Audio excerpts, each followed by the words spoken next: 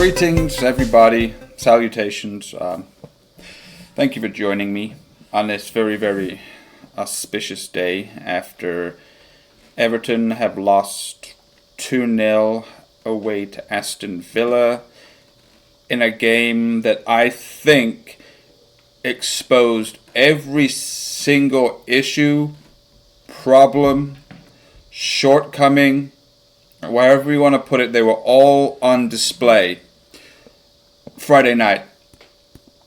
Okay, you may have seen another reaction I've done on a different channel. If you haven't, check it out. It's on Puffy TV, by the way. And that was 2 to 3 minutes after watching the game, just bringing up some stats and everything like that. But, I mean, what do we really want to say about that overall? It was absolutely, almost swore, it was absolutely shocking. And we said we're over shocking, but was it really shocking? After how long we've all been Evertonians? I've been Evertonian, since I can actually remember. So let's say it's 23-ish years. And I've played football. Watched lots of football. Watched other people play lots of football. Seen the best do it. Seen, underdogs win. Seen other teams blow other teams. You've seen it all. But the problem with what I saw yet on Friday night with Everton was it doesn't matter where you look on the pitch. It doesn't matter which player you pick or look at. And I'm sure you can do this with most players. But, maybe you can say, oh, well, Michael Keane had a bad game. But, Yerry Mina bailed him out and Pickford made some awesome saves. There's always something. Richarlison was completely lackluster and horrendous, but Bernard on the left-hand side picked up the thing and we won and scored. But there's usually a deficiency and then somebody steps up to fill that void, right? Now, maybe not intentionally. They don't just say, oh, well, someone's having a bad game, it's time for me to step up. But as an overall cause and as a goal of the team, you would want to put forth all of your effort in order to get the result that's desired, right? But I don't know. It wasn't like Aston Villa did much besides tear our midfield apart because it's not mobile enough and play long balls up to Wesley and hope that he could get in behind or he could hold the ball up for the number 10s and the outside players to get onto. It was pretty obviously... It's pretty obvious that they did that when they played against Tottenham. It was pretty obvious that they did that when they played Bournemouth. I am not a football coach. I am not a manager. I am not a scout. I am not anything to do, anymore at least, to do with football. Okay? But obviously they have people scouting these teams. Obviously they have PowerPoint presentations and...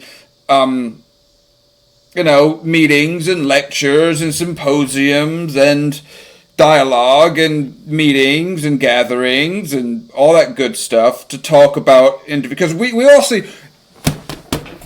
I don't know if you've watched the Leeds documentary on Amazon, I believe it's on. It's decent. It's not as good as the Manchester City one. It's nowhere near as good as the one that's done on Sunderland. But... remember Spygate, when Bielsa apparently, or let's just say Leeds in general, the Leeds management team, sent somebody down to watch Derby County train and practice, and, there's a big kerfuffle, it's all up in arms, it's probably a slow news week, so yeah, Spygate gets in there, and Bielsa comes out, and emergency press conference, everybody. He's going to resign. He's going to retire. He's going to leave the club. He comes out, and if you've seen even 1 minute, one snippet of that 70-plus minute PowerPoint presentation he does, there's lists of players, there's positions, there's data upon facts, upon stats, upon algorithms, all different types of geometric, algebraic equations, science, theory and all that stuff that goes into it, away form, home form, if you looked at it, it was absolutely amazing and eye-opening. And it's not just Marcelo Bielsa and his squad team that do that. How do you think Pep Guardiola, maybe, It doesn't matter who it is.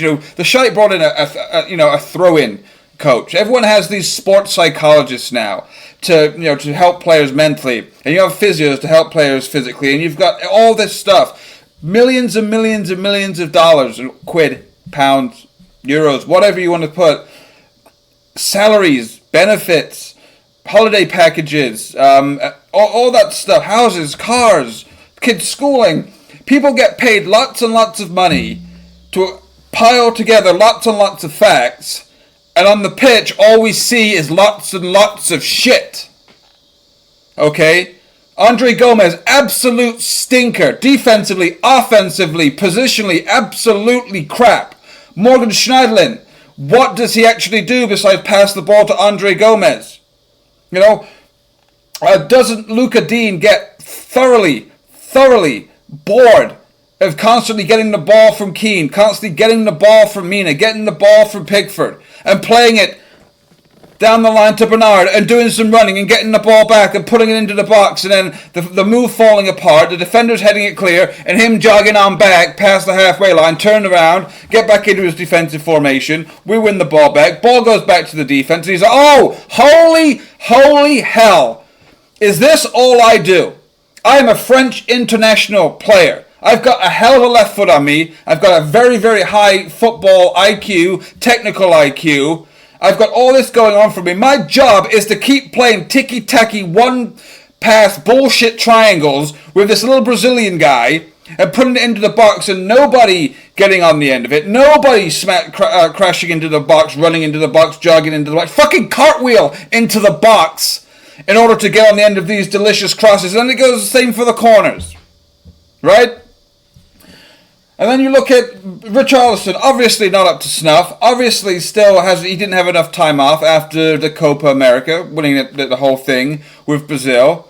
He's not taking on his players. He's not dynamic. He's not, the player he was last season. Bernard had, pretty awful game against Crystal Palace. Scored the goal against Watford. Does all the things that we say about him. Works hard, gets stuck in, trickery, technician. Yeah, you have to do that for 90 minutes. You can't just do that for 10, 15 minutes, and as soon as Aston Villa get back in the game, you just go, you know what? It's just Villa. Just the second best team in Birmingham. Just kidding. I don't have to show up today. I'll just, I tried it. I did some moves, did a little skill, and sorry, guys, I'm just not up for it. I had a dodgy curry last night, or whatever it is, and then I'm not even gonna get into Dominic Calvert-Lewin. We've all seen the picture, right? Seen the picture. 3 players down the center of the goal. 1 player, I guess it'll be this way, off to the over here. Left-hand side of their post. 3 players. Whole rest of the goal to shoot at. Bottles it. Not clinical enough. All knowing that. Just trying to get it on target. Because that's the stage he's at in his career. Or his progression. Ball comes in the box. Just get it on target. No calm, classy, dignified finish of just being able to see, Coleman is going to give me that ball. That's number 1, right? Ball's coming into me. Look left at the goal, look right at the goal, and the whole right side, the whole left side of the goal to me is absolutely open. The ball is coming towards me from our right side. I'm a right-footed player. Bam! Sweep it into that bottom corner, or just fucking top bins, or something. I could name 1,878 different players that would have probably swept that in with a plum, but no. And then Wally Wanker. Theo Wanker, right? Don't have to. That's not even worth talking about. If Walcott had Dominic Calvert-Lewin's mentality, and Dominic Calvert-Lewin had Theo Walcott's mentality when it comes to being in front of goal, we would have won that game 2-1. Well, I know for a fact that Wally would have swept that. You can laugh. Go ahead, get it out of your system. Go ahead, laugh. Okay, good. Wally would have finished that Dominic Calvert-Lewin chance, and Dominic Calvert-Lewin would have finished that Theo Walcott chance. Right? And yes, let me hit the bar. I mean, the post with Iwobi. Yeah? who, by the way, needs to start. Not even going to get into Steamboat Siggy. We all saw what he did or didn't do in the game again. I mean, the passing is... Our passing and our formation and our distances and all that stuff, it looks good. And if you freeze frame it, players are where they're supposed to be, and then you play it forward, and you'll start to notice that why isn't the ball going into the channels faster? Why isn't the ball going out to the wings faster? Why isn't the transition from picking the ball up in front of the front four, which Andre Gomez for some reason was doing more than Morgan Schneiderlin? Our midfield is fucked. Gabamin out, Delph. I don't care who you put in there. What I would do now is Schneiderlin, you have to sit, son. Gomez cannot work with you in the team. Or go the other way, drop fucking Gomez for a little bit. But no, he can't do that because of his confidence levels, and all that stuff. And that's totally fine. I'm not doing, but those two cannot play together. So there's got to be some combination of Gomez and Davis, which someone explained to me why Davis can't get in the team, at least for Lincoln and from the game after. Gomez and Davis, maybe. Delph and Gomez, I can see that working. I can even see Davis and Schneiderlin doing decent in there. But that's only two. That's only 2 out of 3. You looked at their midfield 3 yesterday. Jack Grealish, McGinn, Carlos Diaz. Completely outdid our 2.5 of Gomez, Schneiderlin, and Gylfi Steamboat Sigurdsson. Sigurdsson is not in the game enough because A, he doesn't want to get involved in the game. He just wants to become a passenger and gets paid an exorbitant amount of money to just jog around from the sides of the 18-yard box and maybe come back towards the center circle occasionally. Just running in a T-shape. Gets in the middle here. No one's running on behind him. No, okay, then I'll just pass it back and we'll go again. We'll just go again. Gomez to Schneiderlin, Schneiderlin to Coleman, Coleman to Keane, Keane to Mina, Mina to Digne, Digne to Bernard, Bernard to Digne, and then we'll just keep cycling it around. Let them get back in their shape. Make it easy for them. I can't believe those Aston Villa players were walking around with big shit-eating grins on their faces yesterday after they saw what we were trying to do. Oh, this is their plan A? This is all they're going to do? Okay, I'll just jog back. I would... be like, because their defenders had to be laughing, didn't they? Usually what they were doing to us was that we were breaking forward, Digne down one side, Coleman down the other. They'd get possession back, a couple of passes into the midfield, and then they'd try and play it over the top into the channels to Wesley. Or hold it up on the centre spot because we had committed forward. When they committed forward, were the very, very rare times they actually did commit forward to us, and we win the ball back in possession. Mina, Keane weren't pinging it 50, 60 yards trying to get somebody in. Dominic Calvert-Lewin and Sigurdsson weren't even on the move for any of that to happen. I didn't see Gomez, besides when he ballooned it, try and make any long, dipping, arcing balls. Schneiderlin certainly wasn't doing it. Where's Dean and Coleman's cross-field balls? Why isn't Coleman ever pinging it out to Bernard? Why isn't Digne ever pinging it out to Richarlison? So their defenders just looking at they've won back possession, but I'm not going to get caught out. No one's running in behind me. Pickford, however, does try that occasionally, but what, is he like a 1 in 3 at that? Usually just bangs it out into touch. But yeah, so it doesn't matter where you look on the pitch. And don't get me wrong, I don't get any enjoyment out of this. Okay, I actually get up here and fix and do the lighting to do this, get the graphics going, get up here, make sure that I'm, energized and that I can fit this into my day. I don't enjoy getting up here and saying the team that I support is absolute shit.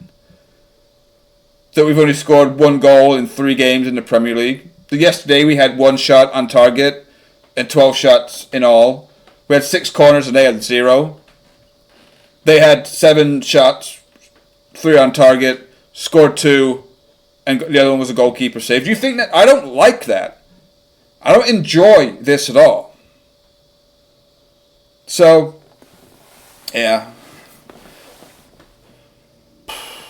Where do we go from here? Oh, the only way to go is up Israel. I can look at the Premier League table. Don't get me wrong. I can look at the Premier League table and say, oh, look, Chelsea have 4 points. Oh, look. Manchester United have 4 points. You know, other teams have 4 points. Watford at the bottom of the league. What would it be if you were a Watford supporter, bro?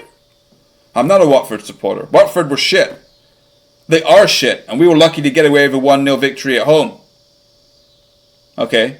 We're sitting in, what, 12th right now? Now, probably the league table is, you know, getting out there. Luckily, so far, Chelsea have lost a game. Manchester United have lost a game. Arsenal lost to the shit today.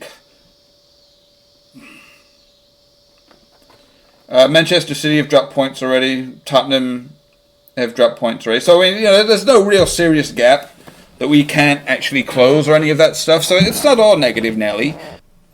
Yeah, I was going to do a little more for this video. I had some other videos, like a summary of what I said at halftime and at full time, but it's basically everything I've already said, so nobody needs to see that.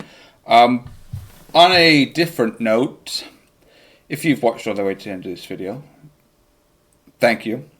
Hope you liked. If you're new, hope you subscribed. I'd appreciate that. There is a Archie the Wolf video.